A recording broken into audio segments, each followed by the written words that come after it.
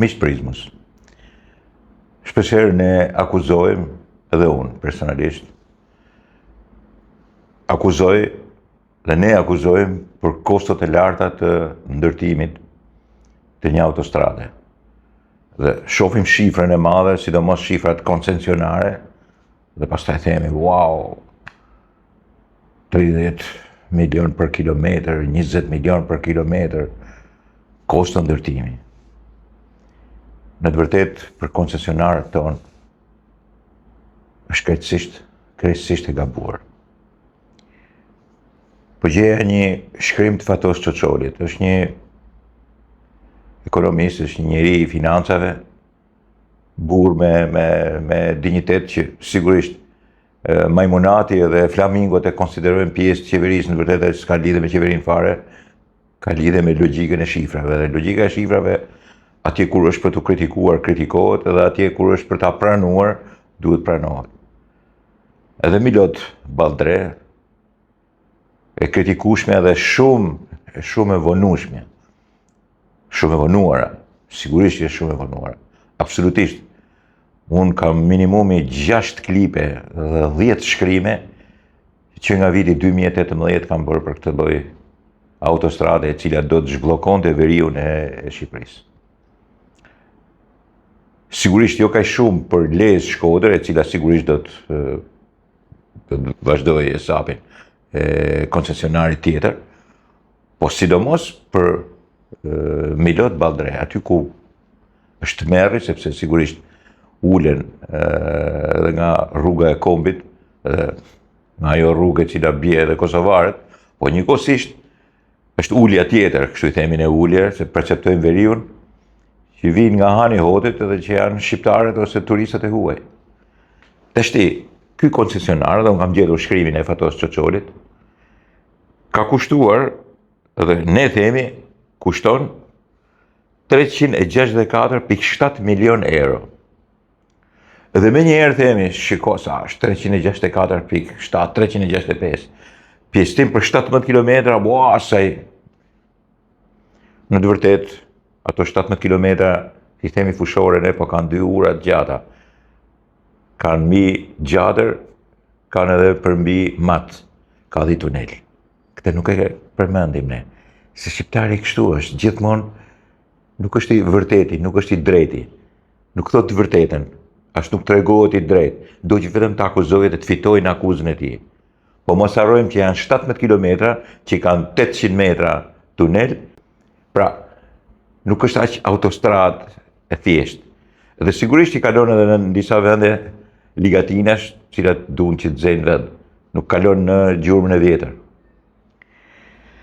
Tashti, ne ngatrojmë, thot Fatos Çoçoli, atë kostot ndërtimi me kostën vlerë totale. Dhe dokumentet e tenderit e japin qartësisht këtë punë. Për projektimin, kosto është 3.65 milion euro. Pra vetëm projektimi ka marrë 3.65 milion euro. Për ndërtimin 182.5 milion euro. Kaq është kosto e ndërtimit. Po ti mbledhësh koston e projektimit që është pothuaj 4 dhe këtë që është 182, i thonë rreth këtë 186, 187 milion euro. Kaq është autostrada. Kaq kushton për 17 kilometra, me 2 urat e mëdha edhe me tunelin gati 1 kilometër, është 800 sa metra, është 820 metra. Kaq është kosto e ndërtimit, kaq bën autostrada Milot Balltre për të ndërtuar. Po çfarë janë ato që e çojnë 364? Për sistemin elektronik të tarifimit është 10.12 milion euro. Trarët, tarifimi, sistemi elektronik në përgjithësi. Do thoni ju, çam duhen mu, si sa duhen ty, po kjo nuk është, koncesionari nuk është pronë e atij që ka koncesionin, është pronë e shtetit. Po ndërton ky me parët e veta. Shteti nuk nxjerr asnjë lek. Asnjë lek. 0 lek, i paguan të gjitha koncesionari. Pra 10.2 milion euro është tarifimi, elektronik tarifimi, ndërsa për operimin, mirëmbajtjen të shtrirë në më shumë se 3 dekada, janë përkatësisht 84.98 milion euro dhe 83.43 milion euro. Operimin, mirëmbajtjen të shtrirë në shumë se 3 dekada. Pra, shteti as do ta mirëmbajnë, do veprohet mbi të, do ta mirëmbajnë koncesionari dhe ka për të mbledhur paratë e tija nëpërmjet pikërisht tarifimit. Kjo do të thotë se investimi fizik është rreth 196,3 milion euro, ndërsa pjesë tjetër lidhet me funksionimin e autostradës gjatë gjithë periudhës koncesionit. Kosto reale e Milot Balltre, edhe totalja është 364,7, kosto e ndërtimit fizik të segmentit është 182,5 milion euro. Pra, e morë me vesh, mirëmbajtja është për 35 vjetë. Milot Balltre nuk është autostradë e zakonshme, thotë ky, sepse sigurisht është një autostradë që përfshin standardet më të lartë, tunel me mal me 2 tuba, një ur 620 metra me lumin mat, një ur 223 metra me lumin drin, 5 nyje në disnivel rreth 9,5 km, rrugë dytësore dhe sistem elektronik tarifimi e monitorimi. Vetëm tuneli dhe 2 urat përbëjnë një pjesë shumë të konsiderueshme të investimit, gati 50% të kostos të rrugës. Pra 2 urat e tuneli, pra miqtë e mi, autostrada me të vërtetë që shkon 364 bashkë me mirëmbajtjen, gjysë për gjysë është. Për kosto e ndërtimit 183 milion euro është. Dhe keni parasysh se është koncesionar. Shteti nuk ka nxjerr para. I nxjerr ai që e ndërton, e marr me koncesion 30 vjet e pastaj mbetet gjithë atë shtetit. Shteti e rijep edhe një herë me koncesion ose bën çfarë duan, e marr ai mësa. Mirë, por nuk flasin kështu, nuk ja sqarojnë. Dhe sigurisht pastaj dalin partitë politike, 30 milion euro për kilometër, ku diun kështu marrëzirash. Dikush që po më dëgjon thotë, pa çam duhet mo marr bor, pa le, kaq parë bëjnë. Jo, nuk bëjnë aq parë, shkon 1 miliard. Sa për djeni, sepse aq mendohet që të fitoj. Po ato janë kostot cilat shteti ka llogaritur që bën ai autostradë. Nëse ti kishte, ti nxirrte shteti ato, por nuk i ka. Do të nxjerrë privati. E jep me koncesion që ai të fitoj, ta mirëmbaj, ta administroj. Sepse është vërtetuar këto që kur i ka pasur shteti, as i ka mirëmbajtur, as e ka administruar, as ka ruajtur, as ka ndërtuar, as ka bërë asgjë. Zero, dhe kur i ka bërë keq. Do thoni ju, këto kanë dhe korrupsionin brenda, po gjitha e kanë korrupsionin brenda, jam dakord me ju.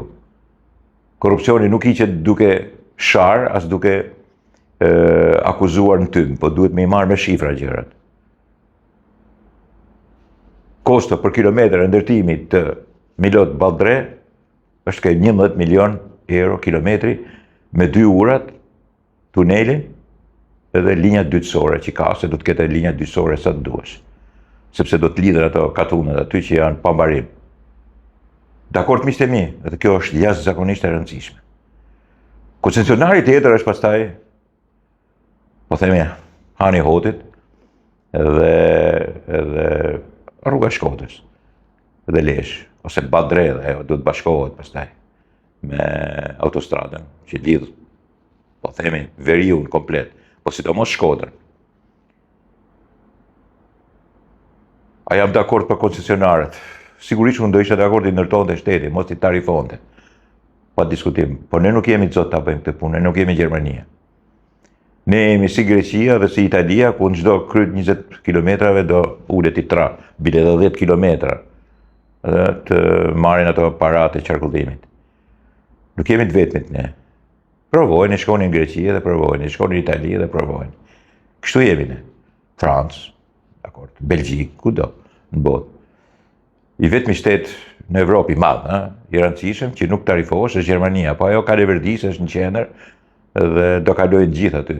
Duke kaluar gjithë, aty do marrin mallën, aty do shpenzojnë, kështu që e kanë llogaritur që aty e kanë fitimin. Po e përsëris edhe një herë, është një koncesionar që duket sikur është i stërfryrë dhe i stërmadh, ka dështuar 2 herë, mos 3 herë tenderi, por këto janë, po i përsëris edhe një herë, të dhëna. 182 milion, 183 milion është kosto e ndërtimit. 3,6, nuk se më mend tash. Është projektimi dhe kostove tjetër janë kosto administrimi, mirëmbajtje sistemi elektronik, tarifimi e tjera e tjera. Dhe koncesionari është mi 30 vjet, që sigurisht nuk ka për ta bërë shteti, por ka për ta bërë privati që e ka koncesion. Ai do fitojë nëpërmjet atij traut që ne do paguajmë kur kalojmë aty. Nuk e di sa mund vendoset. Dhe sigurisht është një drejtë e madhe sepse i gjithë veriu është i tarifu. Këtu është sigurisht një padrejtësi e jashtëzakonshme. Për mua është padrejtësi që është tarifuar vetëm veriu dhe i ka të gjitha me bilet, me tiket. Jugu nuk e di, ka vetëm janë mbaruar rrugët më shpejt, më mirë, dhe ka vetëm tunelin e Llogaras. Dhe veriut janë bërë më vonë rrugët, pavarësisht rrugës të Arbërit, edhe ajo kurrë mbaruar nga pushteti i Sali Berishës dhe Lulzim Bashës, asnjëherë i mbaruar dhe e punuar keq, e punuar shumë keq. Pavarësisht se duhet tonë ishte një autostradë pa projektin e dur dhe malore, e vështirë. Gjithsesi, kjo është e vërteta dhe për mi kostot e autostradës Milot Balltre.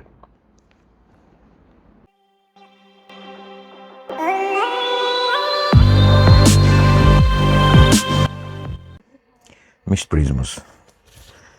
Në fakt, në ditën e dytë të protestës, në klipin e parë që bëra, paralajmërova që protesta do të vazhdonte, mund ta mbante paqësisht rolin e saj, por dikur do zotëroje dhe deformoje për të sunuar përfundimisht nga Sali Berisha. Sigurisht ai donte ta pronësonte, por ai nuk është i Zoti ta pronësoj, nuk është i Zoti njëkohësisht as të nxjerrë njerëz në shesh. Atëherë, dikush i mençur në familjen e tij i propozoi që organizoi njerëzit që të thrasin Ramanburg, Berishanburg. Dhe për herë të parë në jetën e tij, Sali Berisha pranon që më mirë të thirret kundër tij, por të ketë mundësinë e mbledhjes dhe kontrollit jo vetëm të Partisë Demokratike, por dhe pakënaqësisë qytetare. Unë dua të them që nuk ka qenë i zgjuar ai që i ka propozuar në familje të tij, por ka qenë e zgjuar dhe sigurisht me aftësinë për ta urdhëruar Sali Berishën.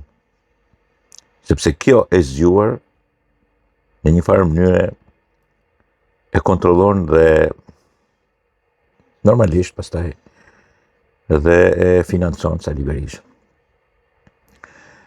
Nuk është problemi se Sali Berisha është i dobët. Ai ka qenë gjithmonë i dobët.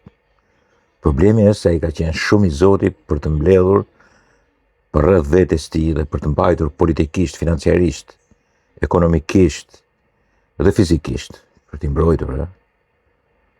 Shumë njerëz tash sigurisht që njerëzit ikin, se e kuptojnë që është i dobët. Mund të përmbledhë një pjesë të vogël të partisë, po jo të gjitha. Dhe pikërisht këtu vjen dhe propozimi. Dhe çfarë ndodhi? Ndodhi që do kontrollonte edhe flamingot.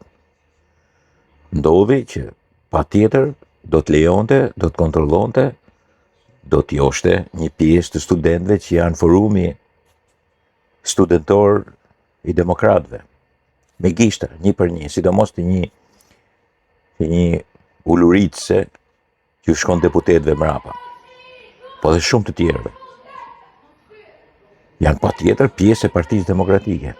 Ndodhi që sigurisht që ajo që flet, aktore që flet gjithmonë në podiume, të bëhet edhe kryetarja e kryesisë Partisë Demokratike. Ndodhi që shumë prej tyre flamingojve të vinin.